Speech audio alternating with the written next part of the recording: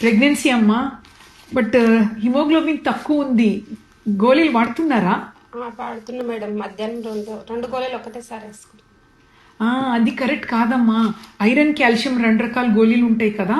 So ఐడియల్గా iron అనేది అన్నం తిన్న తర్వాత వేసుకోకూడదు, అన్నం తినే ముందే వేసుకోవాలి. అండ్ కాల్షియంతో పాటు అస్సలే వేసుకోకూడదు. కాల్షియం అనేది ఐరన్ అబ్జార్ప్షన్ తగ్గిస్తుంది. సో ఐరన్ అనేది ఆరెంజ్ జ్యూస్ కానీ లైమ్ జ్యూస్తో పాటు తీసుకోవచ్చు. సిట్రస్ ఫ్రూట్ మంచి అబ్జార్ప్షన్ అవుతాయి.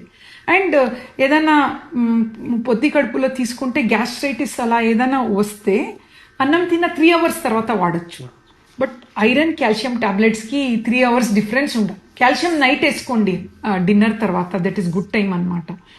సో ఇంకొకటి, ఐరన్ పాలతో టీతో పాటు తీసుకోకూడదు, ఎందుకంటే మళ్ళీ టానిక్ యాసిడ్ ఉంటుంది, అబ్జార్ప్షన్ ఉండదు. సో ఐరన్ కాల్షియం సపరేట్గా తీసుకుంటే దీనిది కాంపౌండ్ ఎఫెక్ట్ ఉంటుంది అనమాట. ఓకే, అలా వాడండి. ఇప్పుడు హిమోగ్లోబిన్ 11 ఉండాలి, మీకు 8 ఉందమ్మా, ఇంజెక్షన్స్ ఇవ్వాల్సి వస్తుంది. సో కరెక్ట్గా తీసుకోండి. ఓకే.